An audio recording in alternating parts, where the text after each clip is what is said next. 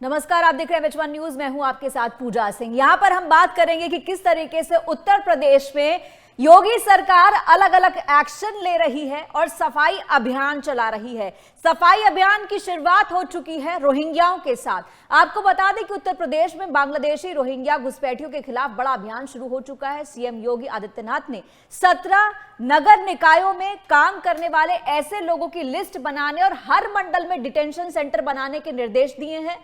CM योगी ने बांग्लादेशी और Rohingya घुसपैठियों पर बड़ी कार्रवाई का निर्देश दिया है। उन्होंने 17 नगर निकायों में काम करने वाले रोहिंग्या और बांग्लादेशियों की लिस्ट बनाने के लिए कहा। यह लिस्ट कमिश्नर और आईजी को सौंपी जाएगी। आगे का एक्शन तैयार होगा। सीएम ने पहले चरण में डिटेंशन सेंटर बनाने और यूपी के हर मंडल में ऐसे केंद्र बनाने वाले का निर्देश दिया है। उन्होंने निर्देश के बाद प्रशासनिक अमला तुरंत एक्शन में आ गया। सूत्रों के मुताबिक ये कदम प्रदेश में सुरक्षा, कानून व्यवस्था और जनसंख्या संतुलन को ध्यान में रखते उठाया गया है।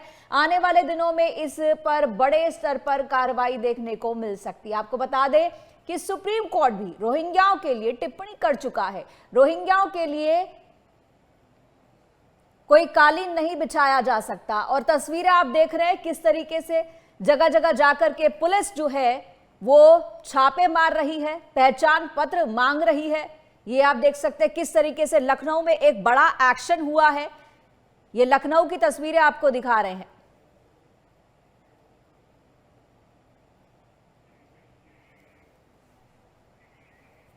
उत्तर प्रदेश में अवैध निर्माण के खिलाफ भी अभियान चल रहा है। बात बरेली की कर लेते हैं, जहां पर बुलडोजर चला है। बरेली विकास प्राधिकरण ने 2 मैरिज हॉल पर कार्रवाई की है। प्रशासन का कहना है कि दोनों निर्माण नक्शे से अलग किए गए थे, यानी कि जैसा नक्शा था उससे अलग था। जिन अवैध निर्माणों के खिलाफ ये कार्रवाई की गई है उसमें सूफी टोला स्थित मैरिज हॉल है, ऐवान फरहत सरफराज वली खान का है, जबकि good marriage hall Rashid Khan का है। दोनों ही सपा नेता के करीबी बताए जा रहे हैं। जी हां, सपा नेता की अगर बात करें तो आजम खान के करीबी ये दोनों बताए जा रहे हैं, जिनके मैरिज हॉल ध्वस्त किए गए हैं। सूत्रों के मुताबिक इनके तोड़ने का आदेश 2011 में ही दिया जा चुका था। हालांकि कार्रवाई अब हो रही है। इसके अलावा एक और चीज आपको बता दें कि अलग अलग एक्शन के तहत बांदा पुलिस भी एक ऑपरेशन चला रही है, जिसका नाम है ऑपरेशन शिकंजा। इसके तहत फर्जी जमानतदारों के खिलाफ बड़ी कार्रवाई की जा रही है। इस अभियान में 3 आरोपियों को भी गिरफ्तार किया गया है। पुलिस ने इनके पास से 35 फर्जी आधार कार्ड, एक प्रिंटर, सीपीयू और फर्जी दस्तावेज बरामद किए हैं। जमानतदार यानी कि जो पकड़े जाते हैं उन लोगों के जमानती बनकर ये जाते थे और इनके पास बड़ी संख्या में फर्जी दस्तावेज मिले हैं। गिरफ्तार आरोपियों ने पूछताछ के दौरान ये बताया कि वो शिव स्वरूप उर्फ मास्टर और राम बाबू के साथ मिलकर काम करते थे। यानी कि पूरा जो नेटवर्क है वो पूरा नेटवर्क अब खंगाला जा रहा है कि कैसे जेल में बंद आरोपियों की जमानत करवाते थे फर्जी दस्तावेज के ऊपर। इसके अलावा अगर बात करें तो चित्रकूट में भी जो है कई फर्जी जमानतें इन्होंने करवाई हैं बांदा के अलावा।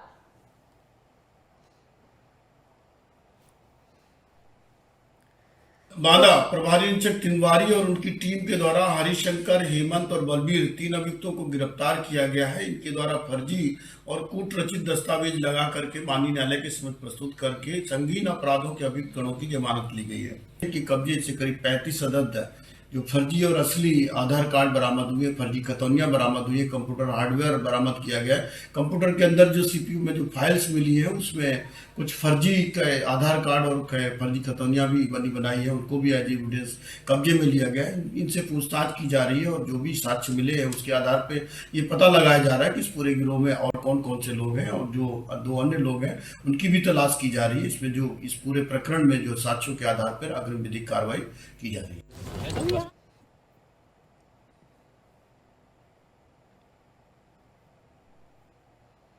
तो आपने देखा किस तरीके से योगी सरकार अलग अलग अभियान चला रही है और पूरे प्रदेश से इल्लीगल काम करने वाले जितने भी लोग हैं उनका सफाया हो रहा है। माफिया उनका सफाया हो रहा है। इल्लीगल तरीके से जो रह रहे हैं बांग्लादेशी और रोहिंग्या उनका सफाया हो रहा है। यानी कि अलग अलग ड्राइव चला करके, अलग अलग अभियान चला करके यूपी को साफ करने की जिम्मेदारी जो योगी सरकार ने उठाई थी उसके तहत ये बड़ी कार्रवाई हो रही है। और जो इलीगल कंस्ट्रक्शन किए गए थे, माफियाओं ने जो जमीनों पर कब्जा कर करके जो कंस्ट्रक्शन किए थे, नक्शा कुछ दिखा करके बनाया कुछ था, इस तरह के जितने भी कंस्ट्रक्शन थे उनको भी ध्वस्त किया जा रहा है, गिराया जा रहा है, एक बड़ी कार्रवाई की जा रही है। आपको बता दें कि जिस तरीके से योगी सरकार ये एक्शन ले रही है, ये कहीं ना कहीं एसआईआर में सपोर्ट करने वाला है। यानी कि दस्तावेज आप दिखाओगे ठीक तभी आप रह पाओगे, यानी कागज तो दिखाने होंगे। तो साफ सी बात है, योगी सरकार एक एक्शन के तहत चल रही है। बुलडोजर की तस्वीरें आए दिन आप देखते होंगे, इसीलिए अब योगी बाबा को बुलडोजर बाबा के नाम से भी जाना जाता है। एक तरीके से कहा जाता है कि जो ये मॉडल है बुलडोजर चलाने का, ये बाकी राज्यों में भी इम्प्लीमेंट किया गया है, चाहे वो नॉर्थ ईस्ट हो, चाहे उत्तर हो, चाहे दक्षिण हो। बहुत जगह पर इलीगल कंस्ट्रक्शन के ऊपर बुलडोजर चले हैं। और इस पर तमाम जानकारियों के साथ हमारे 3 सहयोगी जुड़ रहे हैं, उनसे हम अलग अलग डिटेल्स हासिल करेंगे। प्रदीप विश्वकर्मा लखनऊ से, प्रोक्ष चौधरी गाजियाबाद से, अरुण जायसवाल बरेली से हमारे साथ जुड़ेंगे। सबसे पहले हम लखनऊ में बात करेंगे प्रदीप विश्वकर्मा से। प्रदीप, सबसे पहले जानना चाहेंगे, आज एक बड़ा जो है कहें कि एक बड़ा आदेश पारित किया कि 17 निकायों में डिटेंशन सेंटर बनाए जाएंगे, रोहिंग्याओं की पहचान करके उनको वहां पर डिटेन करके रखा जाएगा। इस खबर के बारे में सबसे पहले डिटेल में बताएं प्लीज। बिल्कुल पूजा, देखिए बहुत बड़ी बात है क्योंकि मुख्यमंत्री ने खुद ये आदेश जारी किए हैं। उन्होंने कहा कि जो नगर निगम है, दरअसल पूरे उत्तर प्रदेश की बात करें तो 17 नगर निगम है, तो उनको ये आदेश दिए गए हैं कि वो लोग अपने यहाँ पर जांच पड़ताल करें। जो लोग इलीगल तरीके से रह रहे हैं, जो रोहिंग्या हैं, जो बांग्लादेशी हैं वो रह रहे हैं, उनकी जांच पड़ताल कीजिए और जांच पड़ताल के बाद में उनको डिटेंशन सेंटर भेजिए। हर मंडल पर एक डिटेंशन सेंटर बनाने की बात की गई है कि हर मंडल पर एक डिटेंशन सेंटर बनाया जाए और इसमें आईजी को लगाया गया है, पुलिस कमिश्नर को लगाया गया है कि ये जो जांच की जा रही है उन सारी रिपोर्ट ये आईजी और पुलिस कमिश्नर को दिया जाए और ये लोग अपने स्तर पर मंडल स्तर पर एक डिटेंशन सेंटर बनाएंगे, वहां पर इन लोगों को रखा जाएगा। फिर जो फॉरेन पॉलिसी है उसके तहत इन्हें विदेश में भेजा जाएगा। लेकिन जो डिटेंशन सेंटर बनाए जा रहे हैं, ये अच्छी बात है कि ये दिल्ली की तर्ज पर बनाए जा रहे हैं। या इसमें उनके रहने की, खाने की और उनके स्वास्थ्य संबंधी पूरी सुविधा का ख्याल रखा जाएगा। इनको वहां पर रखा जाएगा क्योंकि जब तक उन्हें बाहर नहीं भेज दिया जाता है तब तक उन्हें यहाँ पर रहना पड़ेगा। तो इसलिए ह्यूमैनिटी ग्राउंड पर अगर हम देखें तो ये आदेश दिया गया है कि जहां भी डिटेंशन सेंटर बनाया जाए वहां पर सुख सुविधाओं का पूरा ख्याल रखा जाए, उन्हें किसी प्रकार की दिक्कत ना होने पाए। लेकिन साथ ही ये भी कड़े आदेश दिए हैं मुख्यमंत्री की तरफ से कि जो रोहिंग्या हैं या जो बांग्लादेशी हैं उनको ढूंढ करके निकाला जाए और ढूंढ कर निकाल करके इनके कागजात चेक किया जाए।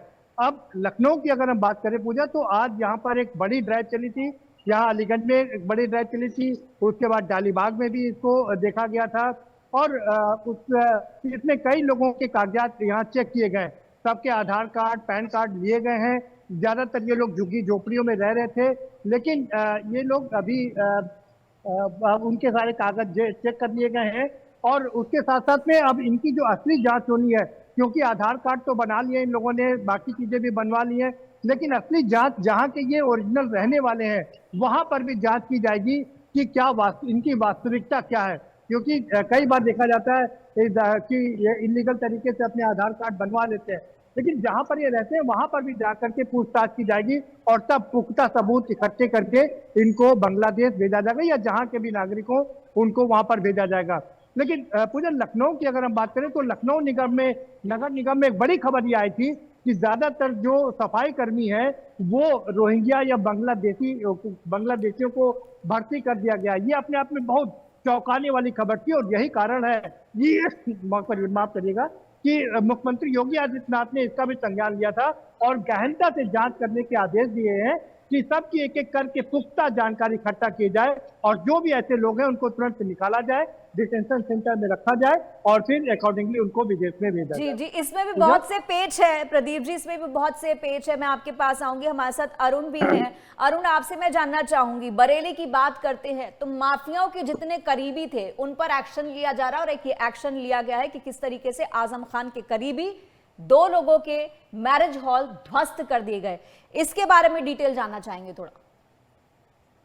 देखिए, ये महज दो लोगों की बात नहीं है। अगर मैं 26/9 के दंगों की बरेली की बात करूं तो तौकीर रजा खान ने यहाँ पर एक भीड़ इकट्ठी करने की कोशिश की थी। जुमे के बाद इस्लामिया ग्राउंड के अंदर यहाँ पर भीड़ इकट्ठी की थी और वो भीड़ जो है उग्र हो चुकी थी और वहां पर पुलिस के ऊपर पथराव भी किया था और दंगे भगाने की कोशिश की थी। और उसके बाद से लगातार जो बरेली का नगर निगम है और बरेली का विकास प्राधिकरण है वो हरकत में आया है, क्योंकि ऊपर से जो आदेश है एक संदेश देने की कोशिश यूपी के माध्यम से की गई थी सरकार द्वारा कि किसी भी दंगई को छोड़ा नहीं जाएगा और जो भी जनहानि होती है, जो भी कोई नुकसान सरकारी संपत्ति को होता है तो उसकी पर्सनल संपत्ति से ये वसूला जाएगा। तो उन्हीं कड़ी के अंदर ये चल रहे हैं। देखिए, बीडीए के अधिकारी जो है उनके साफ तौर पर कहना है ये कार्रवाई कोई नई कार्रवाई नहीं है और यहाँ हमने नोटिस जो है बहुत पहले से दे रखे थे। देखिए, जैसे आज जो ध्वस्तीकरण हुआ है, आज 2 मैरिज हॉल को यहाँ पर गिराया गया है, तो इनको सन 2011 के अंदर इनको नोटिस दे दिया गया था। उसके बावजूद भी इन्होंने अपने कागज को पूरे नहीं किए थे और आज उसी जो कार्रवाई का एक प्रक्रिया थी कि यहाँ पर जो है ध्वस्तीकरण किया गया। मैं बता दूं कि बीते कुछ दिन पहले भी यहाँ पर 2 मैरिज हॉल और गिराए गए थे जो कि तौकीर रजा के बहुत ही करीब बताए जा रहे थे। और आज जो ऐवान फर्ज जो गिराया गया है, शादी हॉल जो है, वो भी बताया जा रहा है कि समाजवादी पार्टी के बड़े नेता जो कि रामपुर से आते हैं, उनके रिश्तेदार हैं, तो उनका ये शादी हॉल जो था वह ध्वस्त किया गया है। तो बरेली के अंदर एक हड़कंप सा मचा हुआ है और जिन लोगों के कागज जो है नगर निगम में या बीडीए में दर्ज नहीं है तो वो लोग अपने कागज को लेकर वहां पर दर्ज करवाने के लिए पहुंच रहे हैं और अपने अपने कागजों को लेकर वहां दिखाने की कोशिश कर रहे हैं कि किसी भी तरीके से अगर हमारा ये जो आशियाना है जो हमने 2 नंबर तरीके से बनाया हुआ है, जिसकी कोई भी नगर निगम के अंदर या विकास प्राधिकरण के अंदर इनका नक्शा पास नहीं है, तो फिलहाल उन लोगों के अंदर भी वह है या ये कहूँ कि जी अरुण, लगता है आपसे हमारा संपर्क जो है नहीं ठीक से हो पा रहा, लेकिन आपको बता दें जिस बड़े नेता की बात करें तौकीर रजा और आजम खान है। आजम खान फिलहाल अपने बेटे के साथ जेल में बंद है। प्रोक्ष चौधरी भी हमारे से जुड़े गाजियाबाद से। प्रोक्ष, आपसे जानना चाहेंगे, एक तरफ एसआईआर चल रहा है, दूसरी तरफ योगी सरकार एक बड़ी ड्राइव चला रही है रोहिंग्याओं के अगेंस्ट और साथ ही साथ बांग्लादेशियों के अगेंस्ट। एसआईआर की प्रक्रिया थोड़े दिन के लिए बढ़ा दी गई है, अब इसकी तारीख जो है बढ़ा करके 11 तारीख कर दी गई है। किस तरीके से प्रक्रिया चल रही है? क्या ये जो रोहिंग्या और बांग्लादेशी हैं किसी तरीके का जो है परेशानी पैदा कर रहे हैं? क्या चीजें सामने आ रही हैं एसआईआर के दौरान?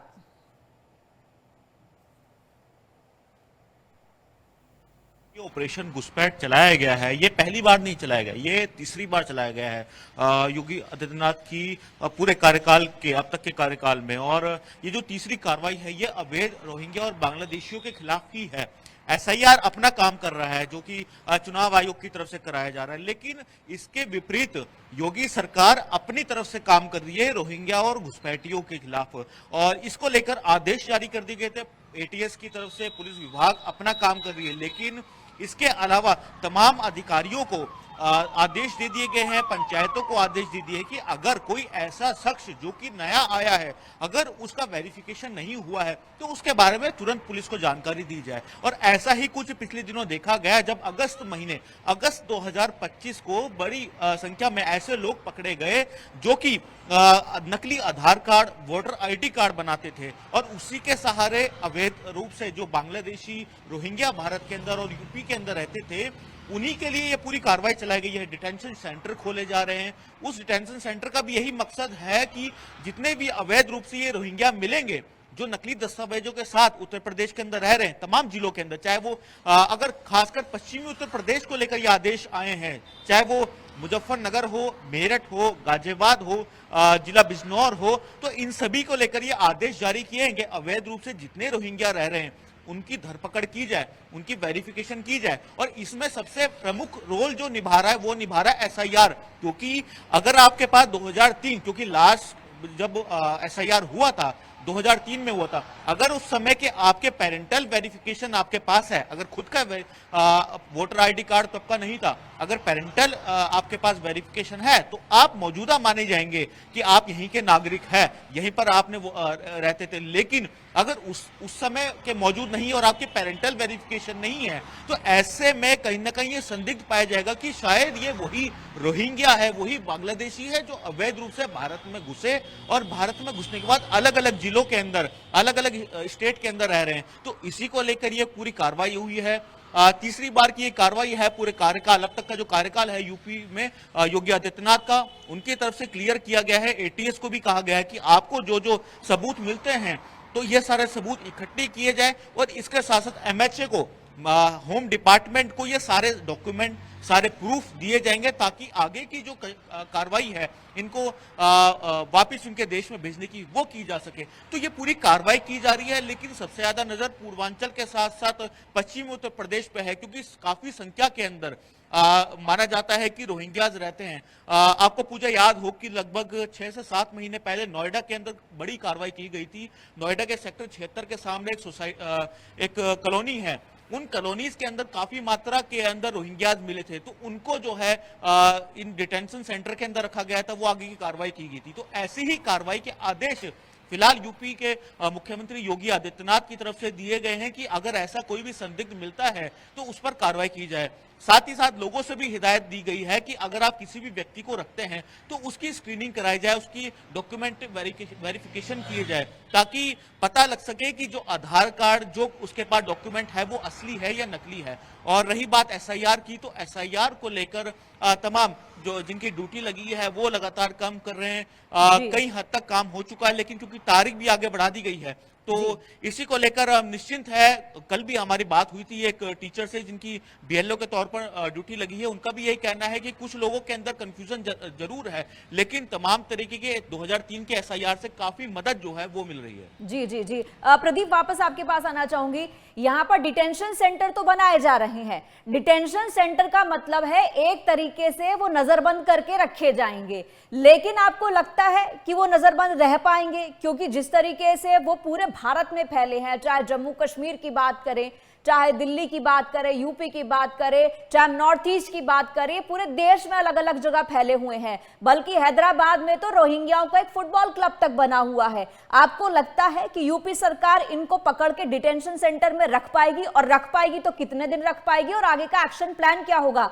क्योंकि रोहिंग्याओं का बांग्लादेश से लेना देना है नहीं, वहां के नागरिक ही है नहीं, ये म्यांमार के हैं। म्यांमार ने इनको खदेड़ के निकाला, वो वापस ले नहीं रहा। बांग्लादेश ने कहा ये हमारे लोग हैं नहीं, हम इनको ले क्यों? तो अब आपको क्या लगता है डिटेंशन सेंटर में ये लोग कितने दिन रह पाएंगे और सरकार कितने दिन इनको रख कर पाल सकती है? पूजा, देखिए अभी आपने भी बताया कि उत्तर प्रदेश इस बात में बहुत ही मशहूर है कि जो काम यहाँ पर किए जाते हैं उसका फॉलोअप पूरे देश में चलता है। हम अगर बुलडोजर की बात करें, जब से बुलडोजर उत्तर प्रदेश में गरजा है उसके बाद से ये बुलडोजर चाहे मध्य प्रदेश हो, राजस्थान हो, दिल्ली हो, जम्मू कश्मीर हो, सब जगह ये बुलडोजर गरज रहा है और एक संकेत दे रहा है, संदेश दे रहा है। तो जो इसीलिए हम कह सकते हैं कि डिटेंशन सेंटर जो बनाए जाएंगे, असम में डिटेंशन सेंटर बनाया गया, करीब 17 लाख लोगों को वहां पर रखा गया है, और उसी तरीके से लखनऊ में भी डिटेंशन सेंटर बनाएंगे और कामयाब हो पाएंगे। वो कामयाब इसलिए हो पाएंगे क्योंकि इनके रहने खाने पीने का पूरा इंतजाम किया जाएगा और उनके स्वास्थ्य के संबंधी भी पूरा उनका ख्याल रखा जाएगा। बस देखना ये होगा कि कितनी जल्दी इनकी जांच पड़ताल हो जाती है। इनकी जांच पड़ताल इनके गृह जनपद से की जाएगी, क्योंकि जैसा मैंने पहले भी अपने दर्शकों को बताया और जैसा प्रवक्ता भी बता रहे थे कि पुलिस कमिश्नर को इसमें इन्वॉल्व किया गया है, वो इसलिए क्योंकि वो जहां से आए हैं वहां पर उनकी जांच की जाए कि असली वास्तव में जो आधार कार्ड बना है या जो दूसरे कार्ड इन्होंने बनवाए हैं क्या ये सही है कि नहीं है। तो इसका एक अच्छा लंबा प्रोसेस है। लखनऊ, सपोज कीजिए लखनऊ से जो आज जिस लेडी नूरुल जहां को हिरासत में लिया गया है उसकी जांच की जाएगी जहां पर वो रहती है, तो इसमें थोड़ा वक्त लग सकता है। और यही कारण है कि डिटेंशन सेंटर बनाने की बात की गई है, आदेश दिए गए हैं मुख्यमंत्री जी द्वारा। तो वो डिटेंशन सेंटर में इनको रखा जाएगा जब तक कि ये प्रक्रिया पूरी नहीं हो जाती, उनकी जांच पूरी नहीं हो जाती। तो हम कह सकते हैं कि जिस तरीके से बुलडोजर का काम हुआ है, अच्छी तरीके से उसकी धमक, उसकी गूंज, उसकी अनगूंज पूरे देश में बुलडोजर सिर्फ की बुलडोजर तक की बात नहीं है, ये अपने आप में एक बहुत ही चिंता का विषय है प्रदीप। सिर्फ बुलडोजर चमकने की बात नहीं है। ये रोहिंग्या, अगर जैसा कि आप खुद भी बता रहे हैं और हमको भी मालूम है, बांग्लादेशी और रोहिंग्या ये सफाई का, सड़कें साफ करने का, घरों में झाड़ू पोछा करने का काम करते हैं। अगर इन सबको हटा दिया जाएगा एक तरीके से तो ये क्राइसिस पैदा हो जाएगा। ये तो जब इन लोग को नौकरी दी जाती है तो मुझे लगता है कि डबल चेक होना चाहिए। हम भारत के वासी हैं, भारत के रहने वाले हैं, मेरे पास आधार कार्ड भी है, वोटर आईडी कार्ड भी है, हमारे माता पिता के वोटर आईडी कार्ड भी हैं। एक टाइम में जब वोटर आईडी कार्ड भी नहीं था तब चलते थे राशन कार्ड, हमारे पास वो तक पुराने रिकॉर्ड हैं, इनके पास है नहीं। तो ये अभी जो चल रहा है वो चल रहा है, लेकिन आगे जब किसी को भी नौकरी पर रखते हैं तो मुझे लगता है डबल चेक करना चाहिए तमाम डॉक्यूमेंट्स को। बिल्कुल, आपने सही सवाल उठाया पूजा कि ये जिम्मेदारी थी नगर निगमों की कि जब वो रख रहे थे तो उनको ध्यान देना चाहिए था कि वो किसको रख रहे हैं। ये कहीं ना कहीं चूक हुई है और यही कारण है कि मुख्यमंत्री जी के कार्यालय से ये आदेश आया है, खुद मुख्यमंत्री जी ने आदेश दिया है कि इसकी पूरी तरीके से गहन जांच की जाए और उसके बाद ही इन लोगों को रखा जाए। और ये जो कपड़े जो यहाँ पर कागज बिनते थे, ज्यादातर ये जो बांग्लादेशी हैं, जो रोहिंग्या हैं, वो यहाँ पर पूरे प्रदेश में कूड़ा कागज बीनने बिनने का का, काम करते हैं। पुराने कपड़े बिनने करते, कूड़ा बिनने का काम करते हैं। लेकिन क्योंकि ये सस्ते मजदूर हैं तो इसलिए इनको काम पर लोग रख लेते हैं। आपको बता दें, बड़ी ताज्जुब की बात है कि ये जो बांग्लादेशी और रोहिंग्या हैं मात्र 4000 में झाड़ू लगाने का काम करते हैं और सुबह टाइम पर आ जाते हैं, क्योंकि वो सुबह 4 बजे आ जाते हैं, अपना झाड़ू लगाने का काम करते हैं और इसके साथ ही साथ में दूसरे काम भी करते हैं। आपने ये भी बताया कि जैसे घरों में भी काम करते हैं। क्योंकि ये सस्ते मजदूर हैं इसलिए लोग इनको रख लेते हैं और ये लोग बड़ी मजबूती से काम करते हैं, क्योंकि उनको अपनी जगह बनानी होती है। तो जाहिर सी बात है कि अगर इनको एक साथ यहाँ से हटा दिया जाएगा तो क्राइसिस हो सकता है। लेकिन उस थोड़े से क्राइसिस के लिए हम एक बड़े देश के प्रति जो एक देश की सुरक्षा से हम खिलवाड़ नहीं कर सकते, क्योंकि इसकी आड़ में ये लोग कोई भी कुछ भी काम कर सकते हैं। जैसा अभी हमने देखा लखनऊ में, हमने साहिल सहीन की बात देखी, जो डॉक्टर है, डॉक्टरों का कैसे पूरा रैकेट यहाँ पर खोला गया, यहाँ से लेकर पूरे प्रदेश में उसका रैकेट था, देश में उसका रैकेट था, वो पाकिस्तान से जुड़ी थी, तुर्की से जुड़ी हुई थी। तो कैसे एक छोटा सा अदना सा जो कर्मचारी है वो कितना बड़ा काम कर सकता है, ये इस केस से समझा जा सकता है। तो यही कारण है कि इनकी गहनता से जांच करने के आदेश दिए गए हैं, जिससे कि अब जो हो गया है उस गलती को भी सुधारा जा सके, जो नौकरी पर आ चुके हैं उनको हटाया जा सके। दरअसल एक बहुत ही मौजूद पॉइंट यहाँ पर जो है, जो मैंने पहले भी रेज किया था, पूजा बताया था हमने अपने दर्शकों को, कि ये सस्ते मजदूर होते हैं। 4000 रुपए में अगर नगर निगम को 4000 रुपए में ये नौकर मिल जाता है जो सुबह झाड़ू भी लगाता है, उसके बाद काम भी करता है, तो उनके लिए ये बहुत ही अच्छा हो जाता है। क्योंकि बाकी के जो लोग काम करेंगे उनको कम से कम 8 से 10 हजार रुपए आपको देने पड़ेंगे। प्रोक्ष यहाँ पर जी प्रोक्ष के पास आना चाहूंगी। प्रोक्ष, जब से बांग्लादेश में उथल पुथल शुरू हुई है, शेख हसीना ने भारत में शरण ली है, उसके बाद बांग्लादेश की राजनीति में स्टेबिलिटी नहीं है और इसी दौरान कई बांग्लादेशी भी भारत में घुसे हैं। ऐसे में आपको क्या लगता है इनसे निपटना इतना आसान होगा? क्योंकि अगर हम यहाँ पर बात करें, घरों में ही काम करते हैं, आपके घरों तक घुसते हैं और कई वारदातों में रोहिंग्या और बांग्लादेशियों का हाथ भी मिला है, चाहे आतंकी हो, चाहे वो मारकाट की हो, चाहे जान से मारने की हो, चाहे लूटपाट की हो, इस तरह की वारदातों को अंजाम देते हैं। आपको लगता है कि जो योगी सरकार ये स्टेप उठा रही है वो यूपी के लिए तो अच्छा है, लेकिन बाकी जो राज्य हैं उनको भी इस तरह के मॉडल को अपनाना होगा इन लोगों को रोकने के लिए?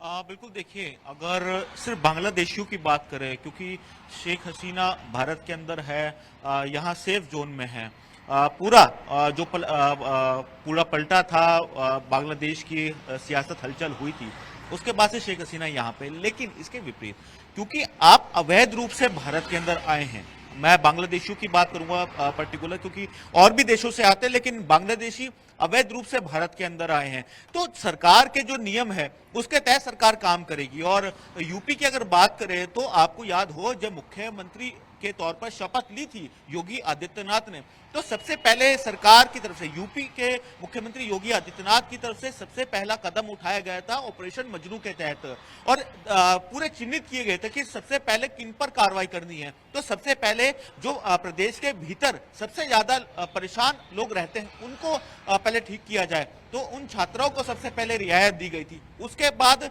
जितने भी गैंगस्टर्स थे उनके खिलाफ, उनकी अवैध संपत्ति, उनकी जितनी संपत्ति थी उसके ऊपर बुलडोजर चलाया जाता है, ऑपरेशन बिल्डोजर बाबा के नाम से योगी आदित्यनाथ जो है पूरे देश के अंदर विदेशों में प्रसिद्ध हो जाते हैं।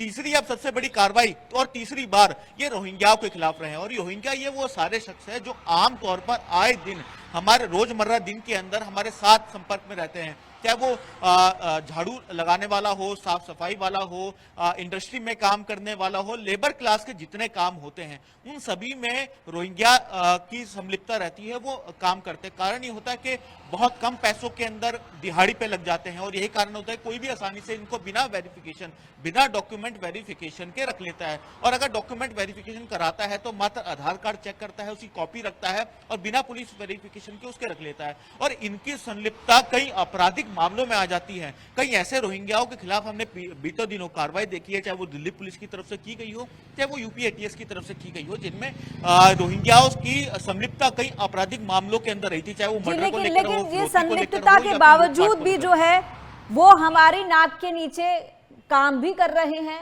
और कारनामे भी कर रहे हैं। लेकिन सरकार के साथ साथ एक आम नागरिक की भी जिम्मेदारी है कि वो अलर्ट रहें और सोच समझ के अपने घर में, अपने काम की जगह पर वो किसको रख रहे हैं, ये अलर्ट होके जो है फैसला ले। बहुत बहुत शुक्रिया प्रदीप आपका भी, प्रोक्ष आपका भी और अरुण आपका भी धन्यवाद।